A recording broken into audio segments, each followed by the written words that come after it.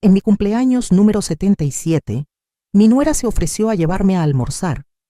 En cambio, me llevó a un lugar que jamás habría imaginado.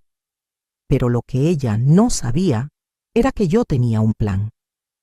Y cuando llegó la policía a interceptarnos, su cara de terror valió cada segundo de mi estrategia. Hola, mi nombre es Dolores, pero todos me dicen Doña Lola. Tengo 77 años y vivo en Guadalajara, Jalisco. Lo que voy a contarles hoy pasó hace exactamente 3 meses, el día de mi cumpleaños. Fue el día que descubrí hasta dónde puede llegar la maldad de una nuera manipuladora y un hijo ingrato. Pero también fue el día que demostré que una mujer de mi edad puede ser más astuta que cualquier víbora. Mi nuera Carla llegó a mi casa esa mañana con una sonrisa que ahora sé que era falsa. Suegrita querida, me dijo con esa voz melosa que tanto me molestaba. Hoy es su día especial. La voy a llevar a almorzar a un lugar muy bonito. Ya verá qué sorpresa tan linda le tengo preparada. Esas palabras me helaron la sangre, porque yo ya sabía exactamente qué tipo de sorpresa me tenía preparada mi querida nuera. Lo que ella no sabía es que yo también tenía una sorpresa para ella. Sigue mi historia hasta el final y comenta la ciudad desde donde me estás viendo para saber qué tan lejos ha llegado mi relato. Durante 2 horas manejamos por carreteras que yo no conocía. Cuando le pregunté a dónde íbamos, me dijo con esa sonrisa falsa: es un lugar perfecto para mujeres como usted, doña Lola. Un lugar donde estará segura y bien cuidada. En ese momento, desde el asiento trasero de su camioneta, saqué mi celular y le envié un mensaje de una sola palabra a mi abogado. Ahora, 20 minutos después, cuando Carla estacionó frente al asilo San José, ya había 3 patrullas esperándonos, y la expresión de pánico en su cara cuando se dio cuenta de que todo su plan se había desmoronado fue la mejor venganza que pude haber pedido. Pero para que entiendan cómo llegué a ese momento, tengo que contarles toda la historia desde el principio. Una historia de traición, manipulación, y cómo una abuela de 77 años le dio vuelta a la tortilla a una familia que pensó que podía deshacerse de ella como si fuera basura. Mi nombre completo es Dolores Hernández de Morales, pero como les dije, todos me dicen Doña Lola. Nací en un pequeño pueblo de Michoacán en 1947 y he vivido una vida llena de trabajo, sacrificio y amor por mi familia. Soy viuda desde hace 12 años, cuando mi querido esposo Ramón murió de un infarto. Tengo 3 hijos: Javier de 52 años, María Elena de 48 y Roberto de 45. Durante 55 años de mi vida me dediqué por completo a mi familia. Trabajé como costurera desde los 15 años para ayudar a mantener a mis hermanos menores cuando mi papá murió. Cuando me casé con Ramón, seguí trabajando para que pudiéramos sacar adelante a nuestros hijos. Nunca tomé vacaciones, nunca me compré ropa cara, nunca gasté dinero en mí misma.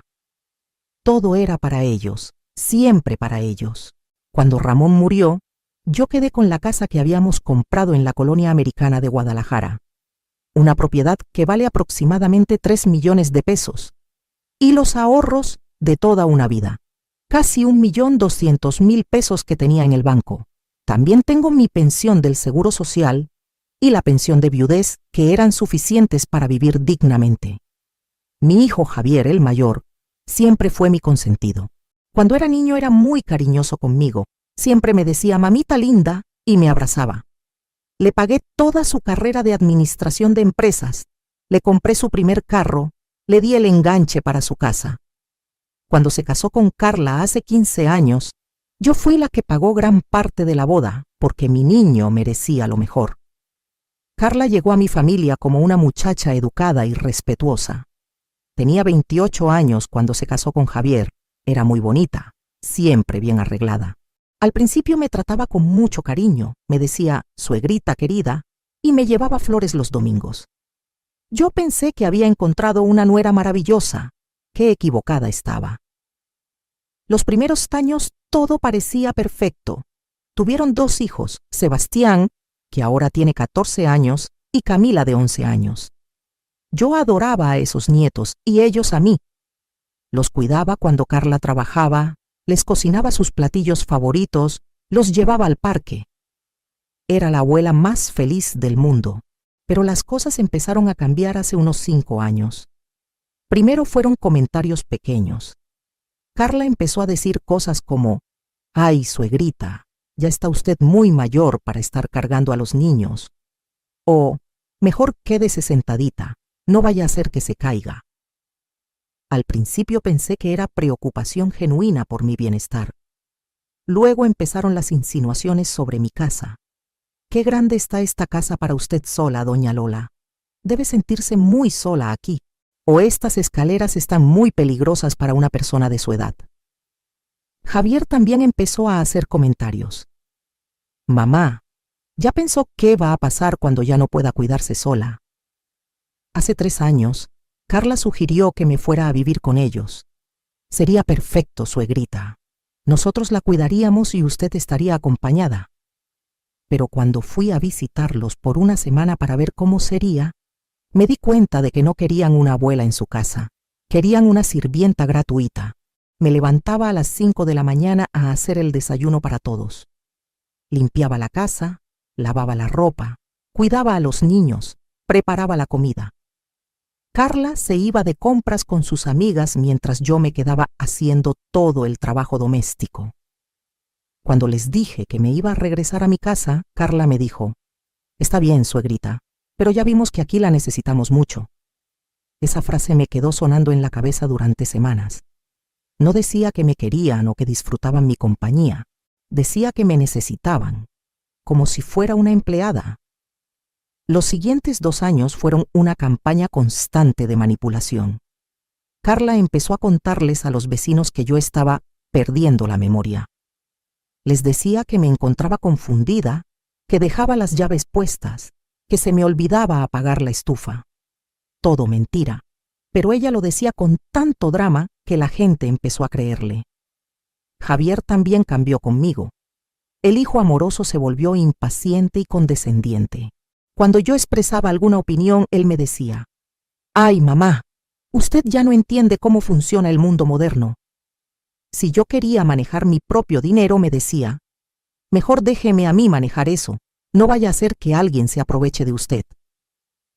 El año pasado, empezaron a presionarme para que vendiera mi casa. «Es demasiado grande para usted, mamá. Podría usar ese dinero para tener una vejez más cómoda».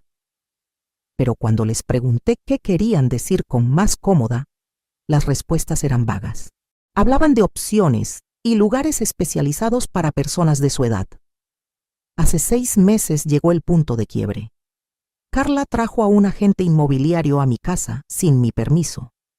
«Solo para que le dé una evaluación, suegrita. No está obligada a vender». Ese día supe que algo muy malo se estaba cocinando, porque el agente no había venido a evaluar mi casa, había venido a verla para saber cuánto valdría cuando ellos la pusieran en venta. Esa noche no pude dormir. Por primera vez en mi vida, me di cuenta de que mi propio hijo y mi nuera me veían como un estorbo, no como una persona con derechos, sino como un problema que resolver. Y la solución que tenían en mente no iba a ser de mi agrado. Fue que entonces, cuando decidí que si ellos podían hacer planes a mis espaldas, yo también podía hacer los míos. Pero lo que ellos no sabían es que una mujer que ha sobrevivido 77 años en este mundo ha aprendido a ser más astuta de lo que cualquiera se imagina. Lo que pasó en los siguientes meses me abrió los ojos completamente sobre el tipo de personas en las que se habían convertido mi hijo y mi nuera. Ya no eran insinuaciones sutiles, ya no eran comentarios por mi bien. Era una campaña abierta y despiadada para hacerme ver como una anciana incapaz que necesitaba ser protegida de sí misma. Hace 4 meses, Carla empezó a llegar a mi casa sin avisar. «Solo vine a ver cómo está, suegrita», me decía, pero yo me daba cuenta de que revisaba todo. Abría mi refrigerador y exclamaba: «¡Ay, doña Lola! Esta leche ya está agria, ¿no se dio cuenta?». La leche estaba perfectamente bien, pero ella la tiraba a la basura de todas maneras. Un día la encontré revisando mis medicamentos. Estas pastillas están vencidas, me dijo, mostrándome mi vitamina D que acababa de comprar la semana anterior. Esto es muy peligroso para su salud. Mejor déjeme a mí manejar sus medicinas. Cuando le dije que yo era perfectamente capaz de leer las fechas de vencimiento, me respondió con esa sonrisa falsa. Ay, suegrita, ya sabemos que a veces se le olvidan las cosas. Pero lo que más me dolió fue cuando empezó a usar a mis propios nietos en contra mía. Un domingo que estaban visitándome, escuché a Sebastián, mi nieto de 14 años, preguntarle a su mamá: ¿Es cierto que la abuela está enferma de la cabeza? Carla le respondió: No está enferma, mi amor, pero ya está muy viejita y a veces se confunde. Por eso tenemos que cuidarla mucho. Ese día confronté a Carla directamente. Le dije: ¿Por qué le estás diciendo a mi nieto que estoy enferma de la cabeza? Y ella, con la cara más cínica que he visto en mi vida, me respondió: Ay, suegrita, no se ponga así. Los niños tienen que entender por qué a veces usted dice cosas raras o se olvida de las cosas. ¿Qué cosas raras digo? ¿De qué me olvido?, le pregunté. Y ella me dijo: Pues el otro día me dijo que había visto a don Ramón en el jardín y él ya murió hace años. Eso era una mentira completa. Jamás había dicho tal cosa. Pero me di cuenta de que había estado inventando historias sobre mí para justificar lo que fuera que estuviera planeando. Hace 3 meses, Javier llegó a mi casa con unos papeles. Mamá, necesito que firme esto. Es para actualizar su testamento y asegurar que todo esté en orden. Cuando le pregunté qué decían exactamente los papeles, me dijo: Son cosas legales complicadas, mamá. Solo confíe en mí. Esa frase me hizo saltar todas las alarmas. Solo confíe en mí, como si yo fuera una niña que no puede entender sus propios asuntos. Le dije que quería que mi abogado revisara los papeles primero, y Javier se molestó mucho. ¿Para qué necesita un abogado, mamá? ¿No confía en su propio hijo? Ahí fue cuando supe que estaba en problemas reales, porque la única razón por la que alguien no quiere que revises un documento legal es porque ese documento no te conviene. 2 semanas después, Carla llegó con una sorpresa. Suegrita, contraté a una muchacha para que venga a limpiarle la casa. Se llama Rosa y va a venir todos los días. Cuando le dije que yo no necesitaba ninguna empleada y que no quería extraños en mi casa, me dijo: Ay, no sea orgullosa. A su edad ya no puede hacer todo el trabajo pesado. Pero Rosa no era una empleada normal. Era una espía. La primera semana que vino, yo me di cuenta de que me estaba vigilando constantemente. Me preguntaba qué había desayunado, si había tomado mis medicinas, si había salido de la casa. Y al final del día, la escuché hablando por teléfono. Señora Carla, sí, aquí estuvo todo el día. No, no salió para nada. Sí, se ve bien, pero a veces habla sola. Yo no hablaba sola. Lo que hacía era rezar el rosario en voz baja mientras cocinaba, algo que había hecho toda mi vida. Pero Rosa reportaba eso como si fuera una señal de demencia. Una tarde, Rosa accidentalmente tiró mi florero favorito, el que me había regalado Ramón en nuestro 20º aniversario. Cuando se rompió, ella exclamó: ¡Ay, doña Lola! ¿Por qué puso el florero ahí? ¡Qué peligroso! Pero yo no había movido ese florero de su lugar en más de 10 años. Ella lo había tirado a propósito para crear una evidencia de que yo era descuidada. Esa misma semana, encontré que alguien había movido cosas en mi casa. Mi álbum de fotos estaba en un lugar diferente. Mis documentos importantes habían sido reorganizados. Cuando le pregunté a Rosa si había movido algo, me dijo: No, doña Lola, usted debe haber movido esas cosas y se olvidó. Era una gaslighting perfecto. Me estaban haciendo dudar de mi propia memoria, de mi propia percepción de la realidad. Pero yo sabía exactamente lo que estaba pasando porque había visto películas sobre esto. Estaban construyendo un caso para demostrar que yo era incompetente. El mes pasado llegó el golpe más bajo. Carla organizó una reunión familiar en mi casa. Vinieron mis 3 hijos, mis 2 nueras y algunos de mis nietos mayores. Pensé que era una reunión normal, tal vez para planear algo bonito, pero resultó ser una intervención. Javier empezó hablando. Mamá, todos estamos preocupados por usted. Hemos notado que últimamente está muy confundida. María Elena, mi hija, agregó. Sí, mami. La otra vez me llamó 3 veces para preguntarme la misma cosa. Eso era mentira. Yo había llamado a María Elena una sola vez para preguntarle sobre el cumpleaños de mi nieta. Pero ahí estaba, frente a toda la familia, siendo acusada de tener problemas de memoria. Carla tomó la palabra. Suegrita, sabemos que es difícil aceptarlo, pero ya no es seguro que viva sola. ¿Qué pasaría si se cae y no hay nadie para ayudarla? ¿O si se olvida de apagar la estufa? Roberto, mi hijo menor, que siempre había sido el más callado, dijo, Mamá, solo queremos lo mejor para usted. ¿Y qué es lo mejor para mí?, les pregunté. Carla respondió, Bueno, hemos estado investigando algunas opciones. Hay lugares muy bonitos donde puede vivir, con gente de su edad, con enfermeras las 24 horas, con actividades divertidas. ¿Te refieres a un asilo?, les pregunté directamente, y todos se quedaron callados por un momento. Finalmente Javier dijo, No es un asilo, mamá. Son residencias para adultos mayores, lugares muy elegantes donde va a estar mucho mejor que aquí sola. ¿Y si yo no quiero ir a ningún lugar elegante?, les pregunté. ¿Y si quiero quedarme en mi propia casa que compré con el sudor de mi frente? La respuesta de Carla me rompió el corazón. Suegrita, a veces las personas mayores no pueden tomar las mejores decisiones para sí mismas. Por eso la familia tiene que intervenir. En ese momento me di cuenta de que ya no me veían como una persona con derechos. Me veían como un problema que resolver, como una carga que administrar. Y la solución que habían elegido era meterme a un asilo y quedarse con todo lo que había trabajado durante 77 años. Esa noche, después de que todos se fueron, me senté en la sala de mi casa y lloré como no había llorado desde que murió Ramón. No lloraba por mí, lloraba por la muerte de la imagen que tenía de mi familia.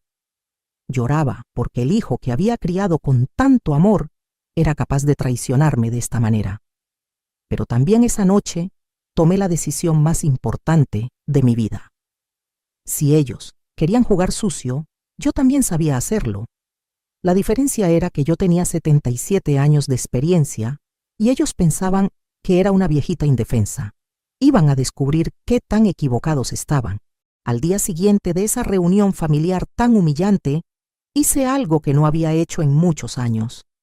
Llamé a mi compadre Aurelio Sánchez. Aurelio había sido el padrino de bautizo de Javier y también había sido abogado durante más de 40 años antes de retirarse. Él y su esposa Esperanza habían sido nuestros mejores amigos cuando Ramón vivía. Compadre, le dije cuando contestó el teléfono, necesito hablar con usted, es urgente. Aurelio notó inmediatamente la preocupación en mi voz. Comadre Lola, ¿qué pasa? Venga para acá ahora mismo.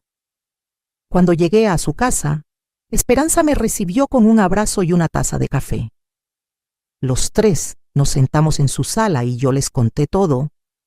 Cada mentira de Carla, cada manipulación de Javier, toda la campaña para hacerme ver como una anciana incompetente.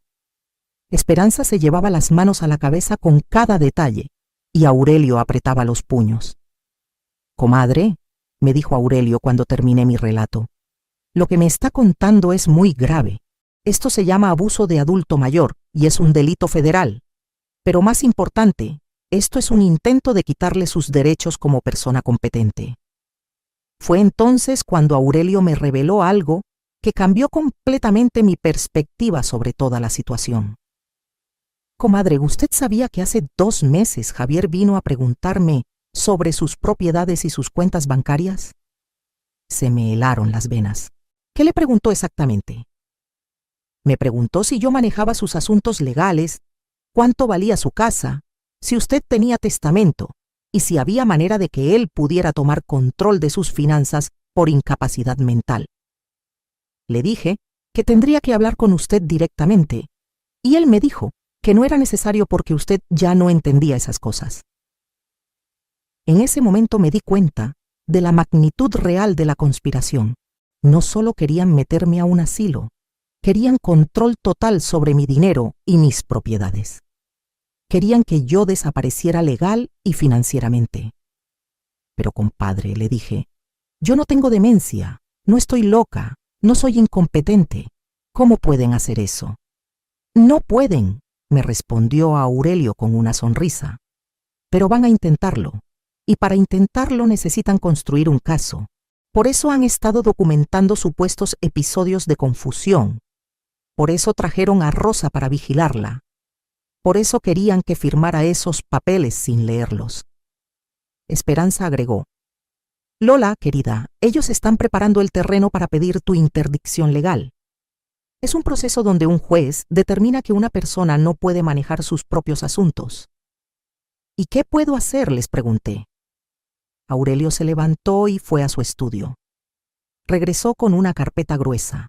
Comadre, usted puede hacer mucho más de lo que ellos creen, porque resulta que usted tiene más poder del que imagina. Fue entonces cuando Aurelio me mostró algo que había olvidado completamente. Cuando Ramón murió, él había puesto todas nuestras propiedades en un fideicomiso para protegerme de exactamente esta situación. Pero no solo eso, Ramón había sido mucho más astuto de lo que yo recordaba. Comadre, ¿usted sabía que su esposo compró 2 propiedades más antes de morir?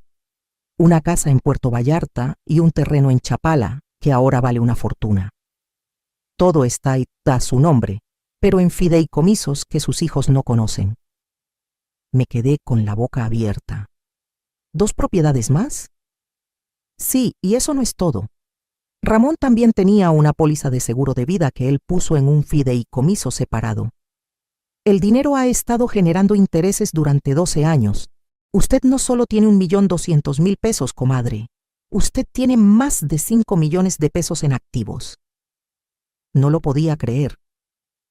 Mi Ramón, siempre tan previsor, había protegido nuestro futuro de una manera que yo ni siquiera sabía. Pero Aurelio no había terminado. Y hay algo más, comadre. Ramón me dejó instrucciones muy específicas. Si alguna vez alguien intentaba aprovecharse de usted o quitarle sus derechos, yo tenía autorización para tomar medidas legales inmediatas en su nombre. En ese momento Esperanza me tomó de las manos. Lola, querida, tú no eres la víctima indefensa que ellos creen. Tú tienes recursos, tienes aliados y tienes derechos. Pero más importante, tienes la experiencia de 77 años para saber cómo manejar esta situación. Aurelio abrió su laptop y me mostró algo más. Comadre, durante las últimas semanas he estado investigando a su nuera. Carla Sánchez, de soltera, no es exactamente la mujer honesta que aparenta ser. En la pantalla aparecieron varios documentos. Su nuera tiene deudas por más de 300.000 pesos en tarjetas de crédito. Ha solicitado préstamos usando como garantía la casa de ustedes. Préstamos que fueron rechazados porque ella no es propietaria. Y lo más interesante, ha estado consultando con un abogado especialista en herencias. ¿Cómo consiguió toda esta información?, le pregunté sorprendida. Comadre, yo tengo 45 años de ser abogado. Tengo contactos en todos lados. Y cuando alguien trata de estafar a mi comadre, yo me pongo las pilas. Esperanza agregó: Lola, tu nuera está desesperada por dinero. Por eso está empujando tanto para que vendan tu casa y te metan a un asilo. Ella necesita ese dinero para pagar sus deudas. En ese momento sentí como si hubiera despertado de una pesadilla para descubrir que tenía superpoderes. No era la anciana vulnerable que ellos pensaban. Era una mujer con recursos, con aliados poderosos y con la ley de su lado. Compadre, le dije a Aurelio, ¿qué hacemos? Aurelio sonrió de una manera que no había visto desde los tiempos cuando jugaba póker con Ramón. Comadre, vamos a tender una trampa. Pero primero, usted tiene que prometerme que va a seguir mis instrucciones al pie de la letra, sin importar qué tan extrañas le parezcan. Se lo prometo. Muy bien. Lo primero que vamos a hacer es conseguir evidencia de que ellos están planeando internarla en contra de su voluntad. Y para eso, comadre, usted va a tener que actuar como la viejita indefensa que ellos creen que es. Ese día, Aurelio, Esperanza y yo planeamos la contraofensiva más elaborada de mi vida. Y lo mejor de todo era que Javier y Carla iban a caminar directo hacia la trampa, pensando que eran ellos los que me estaban manipulando. Durante las siguientes 3 semanas, me convertí en la mejor actriz de mi vida. Aurelio me había explicado exactamente lo que necesitábamos para tener un caso sólido contra ellos. Evidencia clara de que estaban conspirando para quitarme mis derechos y mis propiedades en contra de mi voluntad. Comadre, me había dicho Aurelio, ellos van a mostrar su verdadera cara cuando crean que usted está completamente indefensa. Necesitamos que los grabe confesando sus planes. Para eso, Esperanza me consiguió una grabadora digital pequeñita que cabía en mi bolso. También me instalaron una aplicación en mi celular que grababa conversaciones automáticamente. Yo, que apenas sabía usar WhatsApp, me volví toda una espía tecnológica. La primera parte del plan era muy simple: actuar más confundida de lo normal para que ellos aceleraran sus planes. Empecé a llamar a Javier con preguntas que ya sabía las respuestas. Hijo, ¿cuál es tu dirección? Se me olvidó. Oh, ¿cómo se llamaba tu papá? Tengo la mente en blanco. Carla estaba encantada con mi supuesta confusión. Una tarde que vino a visitarme le pregunté: ¿Tú quién eres, niña? ¿Eres la nueva muchacha que me va a cuidar? La cara de satisfacción que puso fue asquerosa. Inmediatamente sacó su teléfono y le mandó un mensaje a alguien. Yo fingí no darme cuenta, pero estaba grabando todo. Esa misma tarde, escuché cuando llamó a Javier. Amor, tu mamá está empeorando mucho. Hoy no me reconoció para nada. Creo que ya es tiempo de acelerar los planes. Javier le respondió: ¿Estás segura? No queremos que parezca que la estamos forzando. Y Carla le dijo: Créeme, amor, en el estado en que está, nadie va a pensar que la estamos forzando. Esa conversación quedó grabada completa en mi teléfono. Aurelio casi salta de alegría cuando se la enseñé. Comadre, esto es oro puro. Acabamos de probar que están conspirando y que saben exactamente lo que están haciendo. La segunda parte del plan era más elaborada. Aurelio me pidió que fingiera tener un episodio grave para que ellos mostraran sus verdaderas intenciones. Una mañana, cuando Carla llegó con Rosa, me senté en mi sala y empecé a hablar como si Ramón estuviera ahí. Ramón, mi amor, ¿ya llegaste del trabajo? Te preparé tu café como te gusta. Carla y Rosa se miraron con complicidad. Suegrita, me dijo Carla con voz melosa, don Ramón ya no está aquí. ¿Se acuerda? ¿Cómo que no está? Si acaba de entrar, les respondí señalando la silla vacía. Ramón, diles que acabas de llegar. Rosa inmediatamente le mandó un mensaje a Carla, que estaba parada junto a ella. Pude leer el mensaje. ¿Ya le marcó al doctor? Esto está muy feo. Carla le respondió por mensaje: Sí, ya tengo cita para mañana. Con este episodio ya tenemos justificación. Esa tarde, Javier llegó a mi casa más nervioso de lo normal. Mamá, Carla me contó lo que pasó hoy. Estamos muy preocupados por usted. Yo seguí con mi actuación. ¿Qué pasó? ¿Pasó algo malo? Mamá, usted estuvo hablando con papá toda la mañana. Papá murió hace 12 años. Me puse a llorar como si acabara de recordarlo. Mi Ramón está muerto. ¿Cuándo pasó eso? ¿Por qué nadie me dijo? Javier se acercó y me abrazó, pero pude ver en sus ojos que no era compasión lo que sentía, era alivio. Su mamá finalmente estaba mostrando síntomas reales de demencia. Lo que él no sabía era que todo estaba siendo grabado por la cámara que Aurelio había instalado disimuladamente en mi sala.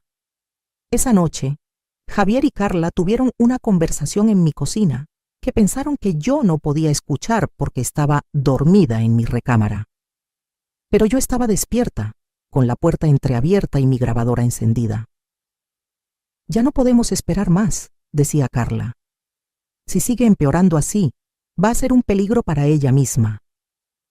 Javier le respondió: sí, tienes razón. Mañana hablo con el doctor para que certifique su estado mental. ¿Y qué vamos a hacer con la casa?, preguntó Carla. Javier suspiró. Bueno, una vez que esté internada, podemos proceder con la venta. Con el poder legal que me va a dar el doctor, puedo manejar todas sus propiedades. ¿Y cuánto crees que saquemos por todo?, preguntó Carla con una emoción que no pudo disimular. Entre la casa y los ahorros, unos 4 millones fácil, menos los gastos del asilo, pero va a ser suficiente para pagar nuestras deudas y hasta nos va a sobrar para las vacaciones en Europa que querías. Sí, dijo Javier, y lo mejor es que ella ya no va a sufrir porque ya no se va a dar cuenta de nada. Esas palabras me rompieron el corazón, pero también me llenaron de una determinación férrea. Mi propio hijo estaba planeando robarme y abandonarme, y encima se estaba convenciendo de que era por mi bien. Al día siguiente era jueves, y Aurelio me había dicho que el viernes iba a ser el día decisivo. Él había investigado cuál asilo habían elegido para mí: el Asilo San José, en las afueras de Guadalajara. Un lugar donde, según Aurelio, muchas familias mandaban a sus ancianos problemáticos para olvidarse de ellos. Comadre, me dijo Aurelio por teléfono esa mañana, todo está listo. Mañana, cuando ellos ejecuten su plan, nosotros vamos a ejecutar el nuestro. ¿Estás segura de que puedes seguir actuando hasta el final? Compadre, le respondí, he estado actuando toda mi vida que era una mujer débil para no herir el ego de los hombres de mi familia. Actuar un día más no me va a costar nada. Esa tarde, Carla llegó con una actitud diferente. Estaba nerviosa pero emocionada. Suegrita, me dijo, mañana es su cumpleaños. ¿Qué le parece si la llevo a almorzar a un lugar muy bonito? Mañana es mi cumpleaños, le pregunté fingiendo confusión. ¿Cuántos años voy a cumplir? Va a cumplir 77 años, suegrita. Y va a ser un día muy especial, ya verá. Esa noche no pude dormir de la emoción. No era miedo lo que sentía, era anticipación. Después de semanas de ser humillada, manipulada y tratada como una inválida mental, mañana iba a ser mi turno de demostrarles de qué estaba hecha una mujer de 77 años que había sobrevivido todo lo que la vida le había puesto enfrente. Aurelio me había explicado el plan completo. Cuando Carla me llevara al asilo, él ya habría alertado a la policía sobre un posible secuestro y abuso de adulto mayor. Cuando ellos llegaran al asilo, los policías estarían esperando con una orden judicial para detener el internamiento forzoso. Pero, comadre, me había advertido Aurelio, tiene que dejar que la lleven hasta el mismo asilo. Si actúa antes, ellos pueden decir que solo era un paseo y que usted malinterpretó las cosas. No se preocupe, compadre, voy a esperar hasta el último segundo. Esa noche revisé mi bolso 3 veces. Tenía mi celular completamente cargado, mi grabadora con batería nueva y una copia de todos los documentos que Aurelio había preparado. También tenía algo más, una carta que había escrito para Javier, explicándole exactamente lo que pensaba de él como hijo y como hombre. Pero lo que más me emocionaba era saber que mañana no iba a ser el día que perdiera mi libertad. Iba a ser el día que la recuperara completamente. Si estás viviendo algo similar con tu familia, si sientes que no te respetan o que te ven como una carga, quiero que sepas que no estás sola. Hay recursos, hay leyes que nos protegen y hay gente buena dispuesta a ayudar. Solo tienes que ser más astuta que ellos. El viernes 15 de marzo, día de mi cumpleaños número 77, me desperté a las 5 de la mañana. No porque tuviera que hacer nada especial, sino porque la adrenalina no me dejaba dormir.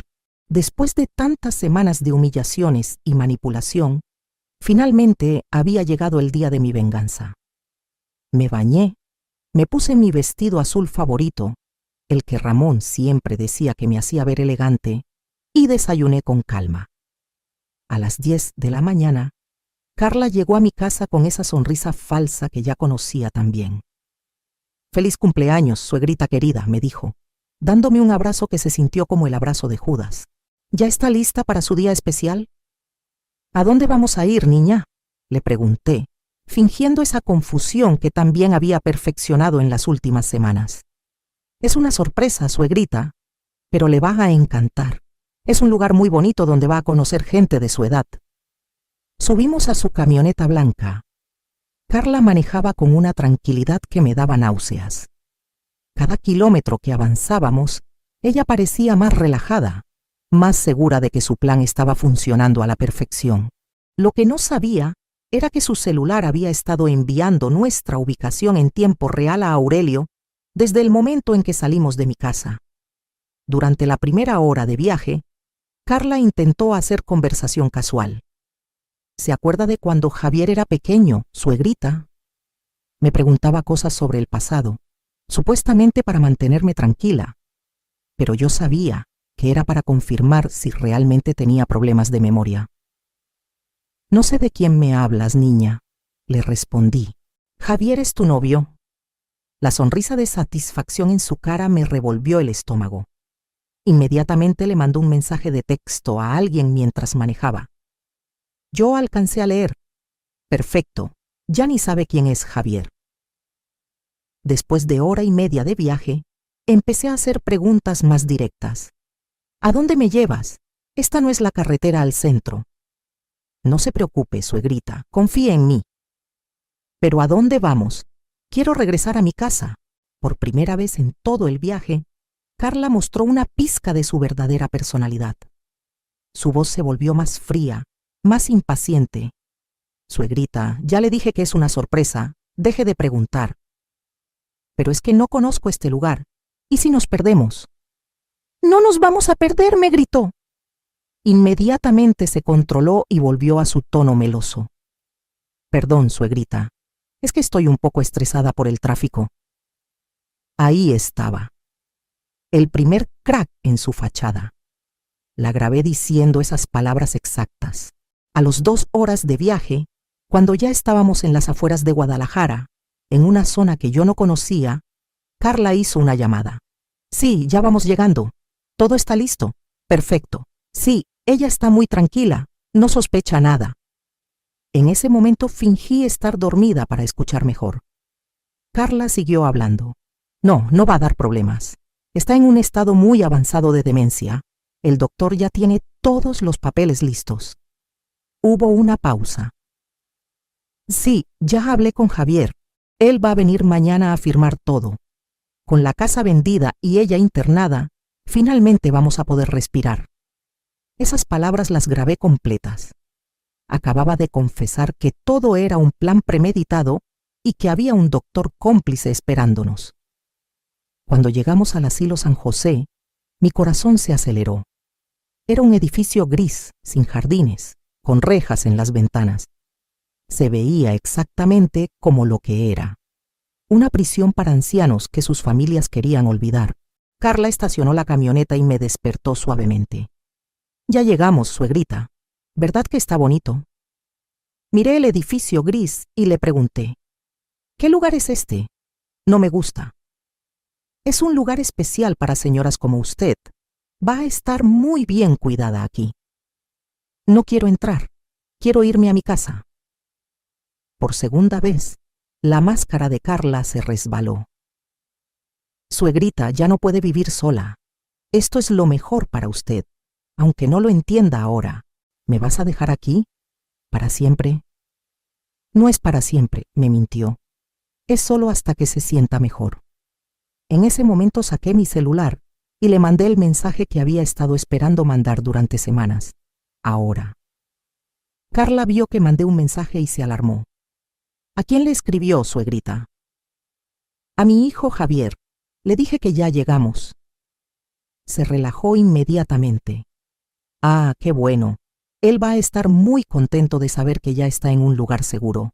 Bajamos de la camioneta y Carla me tomó del brazo, no de manera cariñosa, sino firme, controladora.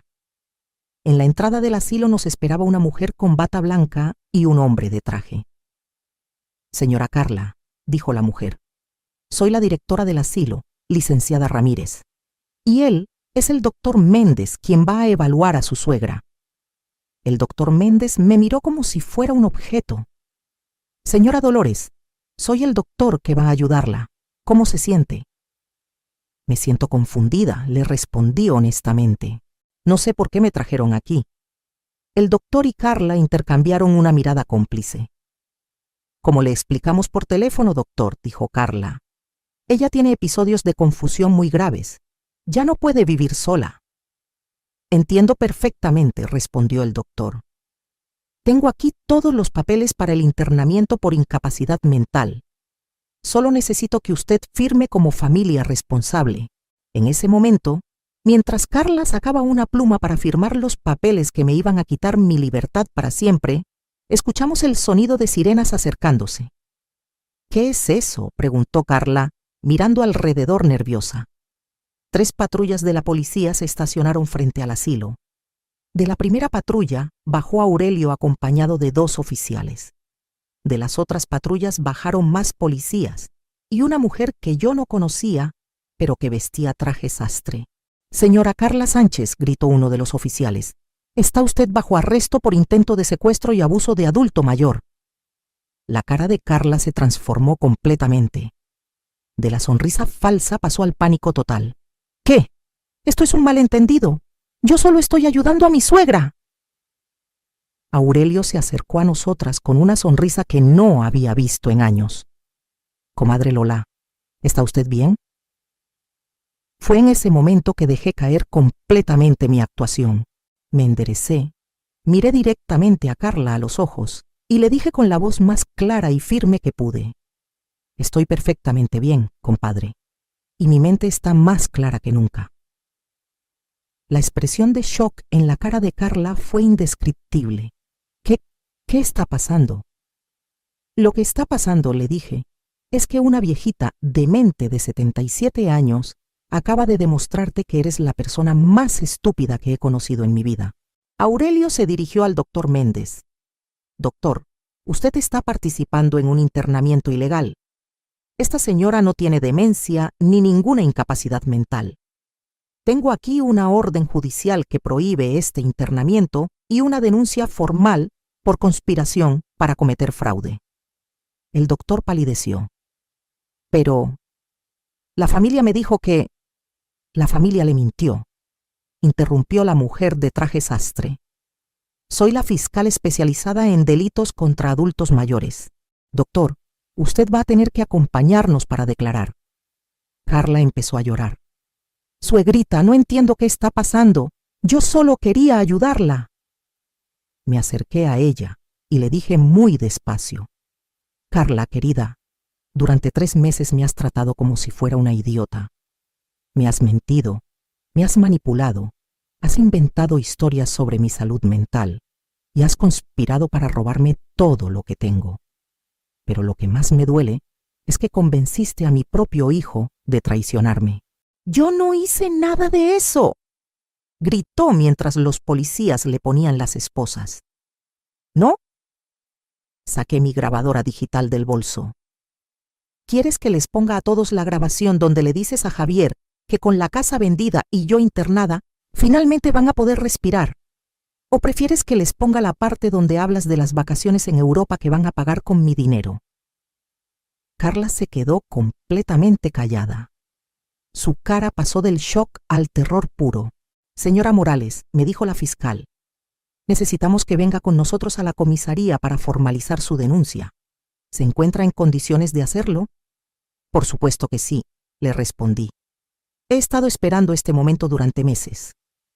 Mientras los policías se llevaban a Carla y al doctor, Aurelio me abrazó. «Comadre, lo hizo perfecto. Tenemos evidencia suficiente para meter a toda esta gente a la cárcel». «Compadre», le dije, «esto apenas está empezando. Ahora tenemos que ir por mi hijo». 3 horas después, estábamos en la Fiscalía Especializada en Delitos contra Adultos Mayores presentando toda la evidencia que habíamos recopilado. Las grabaciones, los videos, los documentos financieros de Carla, todo estaba ahí. La fiscal, licenciada Patricia Vázquez, me dijo que era uno de los casos más sólidos que había visto en años. «Señora Morales», me explicó, «lo que su nuera y su hijo intentaron hacer constituye varios delitos. intento de secuestro, fraude, abuso de adulto mayor y conspiración. Con la evidencia que tenemos, están viendo entre 8 y 15 años de prisión. Cuando salimos de la fiscalía, le pedí a Aurelio que me llevara a la casa de Javier. Compadre, necesito verlo a los ojos cuando se entere de que su plan fracasó. Llegamos a su casa a las 6 de la tarde. Javier estaba en el jardín lavando su carro, silbando como si fuera el día más feliz de su vida. Cuando me vio llegar con Aurelio, su cara se iluminó. Mamá, ¿cómo le fue en su paseo con Carla? ¿Ya está instalada en su nuevo lugar? Me acerqué a él muy despacio. Hijo, tu esposa está en la cárcel. Está acusada de intento de secuestro y abuso de adulto mayor. Javier soltó la manguera que tenía en las manos. ¿Qué? ¿De qué está hablando, mamá?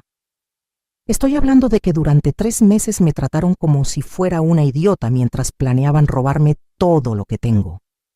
Estoy hablando de que mi propio hijo conspiró para meterme a un asilo y quedarse con mi dinero.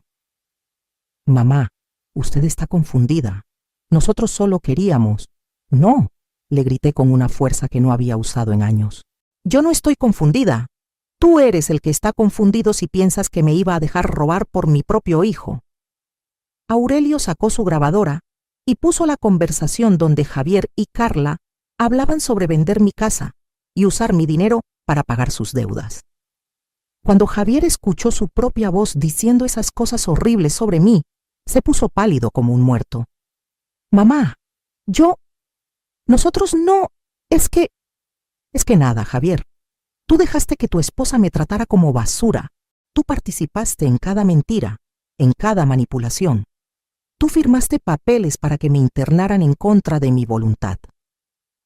Javier se sentó en el piso, completamente destruido. Mamá, perdóneme. Yo no quería que pasara esto. Carla me convenció de que usted estaba realmente enferma. ¿En serio?, le pregunté. ¿Tu esposa te convenció de que tu propia madre estaba loca? ¿No se te ocurrió preguntarme directamente a mí?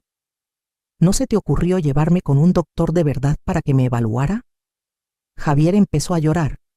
Mamá, por favor, perdóneme. Yo la amo. Usted es mi madre. No, Javier, tú no me amas. Si me amaras, jamás habrías permitido que tu esposa me humillara de esa manera. Si me amaras, habrías defendido mi dignidad en lugar de conspirar para robarme. Aurelio le entregó una copia de la denuncia penal. Javier, usted también está siendo acusado de conspiración y fraude. Tiene 48 horas para presentarse en la fiscalía con su abogado. Javier leyó los papeles con las manos temblorosas. ¿Me van a meter a la cárcel? Eso va a depender de muchas cosas, le respondí. Pero lo que sí te puedo asegurar es que nunca más vas a tener acceso a mi dinero, a mis propiedades o a mi vida. ¿Qué quiere decir eso, mamá? Quiere decir que te estoy desheredando completamente. Quiere decir que vas a tener que aprender a vivir sin robarle a tu madre. Y quiere decir que si quieres tener alguna relación conmigo en el futuro, vas a tener que ganártela, empezando por divorciarte de esa víbora que tienes por esposa. Esa noche, Aurelio y Esperanza me llevaron a cenar para celebrar. Por primera vez en meses, me sentía completamente libre, completamente dueña de mi vida. Ya no tenía que fingir que era débil, ya no tenía que tolerar faltas de respeto, ya no tenía que vivir con miedo de que mi propia familia me traicionara. Comadre, me dijo Aurelio levantando su copa de vino, usted acaba de demostrar que la experiencia y la astucia siempre van a vencer a la codicia y la estupidez. Al día siguiente empecé a hacer los cambios que había estado planeando durante semanas. Lo primero fue cambiar todas las cerraduras de mi casa e instalar un sistema de seguridad completo. Lo segundo fue actualizar mi testamento, dejando todo a María Elena y Roberto, mis otros 2 hijos que siempre me habían respetado, y a mis nietos que realmente me querían. Lo tercero fue algo que nunca había hecho en mi vida. Gasté dinero en mí misma. Me compré ropa nueva, me arreglé el cabello, me inscribí en clases de baile para adultos mayores. Por primera vez en 77 años, decidí vivir para mí. Una semana después del incidente, María Elena vino a visitarme desde Monterrey. Llegó preocupada porque Javier la había llamado llorando, diciéndole que yo me había vuelto loca y que había metido a Carla a la cárcel sin razón. «Mami», me dijo María Elena, «cuénteme qué pasó realmente». Le conté toda la historia, le enseñé todas las grabaciones, todos los documentos. Cuando terminé, María Elena tenía lágrimas en los ojos, pero no de tristeza, sino de orgullo. «Mami, no puedo creer lo que le hicieron, pero tampoco puedo creer lo inteligente que fue para defenderse. Estoy tan orgullosa de usted». «Hija», le dije, «durante toda mi vida permití que los hombres de mi familia tomaran las decisiones importantes porque pensé que eso era lo correcto. Pero a los 77 años finalmente aprendí que nadie me va a respetar más de lo que yo me respete a mí misma. Oberto, mi hijo menor, también vino de Tijuana esa semana. Él estaba furioso con Javier. «Mamá, yo siempre supe que Carla era una interesada, pero nunca pensé que Javier fuera capaz de esto». «Hijo», le respondí, «tu hermano se dejó envenenar por la codicia, pero la responsabilidad es de él, no solo de ella». 3 meses después del incidente, el caso fue a juicio. Carla fue sentenciada a 12 años de prisión por secuestro agravado, fraude y abuso de adulto mayor. El doctor Méndez perdió su licencia médica y también fue a prisión. Javier, por cooperar con la fiscalía y testificar contra Carla, solo recibió 3 años de libertad condicional y 500 horas de servicio comunitario. El día de la sentencia, Javier se acercó a mí en el tribunal. «Mamá, ¿algún día me va a perdonar?» «Javier», le dije, «el perdón es algo que se gana, no algo que se pide. Cuando demuestres que realmente has cambiado, cuando demuestres que entiendes el daño que me hiciste, entonces podemos hablar de perdón». Hoy, 6 meses después de mi cumpleaños número 77, estoy viviendo la mejor etapa de mi vida. Me mudé a una casa más pequeña, pero más bonita en Puerto Vallarta, en la playa que tanto amaba Ramón. Tengo empleada de confianza, pero por elección, no por necesidad. Mis nietos que realmente me quieren, vienen a visitarme durante las vacaciones. Sebastián y Camila, los hijos de Javier, al principio estaban confundidos por todo lo que había pasado, pero cuando les expliqué la verdad de manera apropiada para su edad, entendieron que su papá y su mamá habían hecho algo muy malo. «Abuela», me dijo Sebastián la última vez que vino, «mi mamá nos decía que usted estaba enferma de la cabeza, pero yo nunca lo creí. Usted siempre ha sido la persona más inteligente que conozco». Esas palabras me llenaron el corazón de alegría. Al menos mis nietos sabían la verdad. He aprendido a manejar computadora.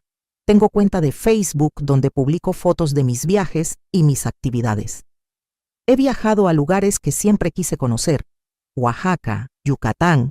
Hasta fui a Estados Unidos a visitar a unos primos. Pero lo más importante es que he aprendido a decir no sin explicaciones. Cuando alguien me pide algo que no quiero dar, simplemente digo no. Cuando alguien me falta al respeto, inmediatamente pongo límites. Ya no tengo tiempo para gente tóxica en mi vida, sin importar si son familia o no. Javier me ha escrito varias cartas pidiendo perdón. Las leo todas, pero no he respondido ninguna. Todavía no veo un cambio real en él. Todavía no veo que entienda realmente lo que me hizo. Tal vez algún día, pero no va a ser porque me presione o porque otros me digan que ya es tiempo de perdonar. El perdón es un regalo que una da cuando quiere, no una obligación que tiene que cumplir. Mi mensaje para todas las mujeres que me están escuchando, especialmente las mujeres mayores, es este: nunca es demasiado tarde para defender tu dignidad. Nunca es demasiado tarde para decir hasta aquí. No importa si son tus hijos, tus nietos o cualquier otra persona, nadie tiene derecho a tratarte como si fueras menos de lo que eres. Ustedes tienen derechos, tienen valor y tienen el poder de cambiar su situación. Solo necesitan creer en ustedes mismas y rodearse de la gente correcta. A los 77 años, finalmente aprendí a vivir para mí, y si yo pude hacerlo, ustedes también pueden. ¿Qué harías en mi lugar? ¿Has pasado por algo similar con tu familia? ¿Conoces a alguien que esté viviendo esta situación? Comparte tu historia en los comentarios, porque cuando las mujeres compartimos nuestras experiencias, nos hacemos más fuertes. Y recuerda, respetarte a ti misma no es egoísmo, es supervivencia.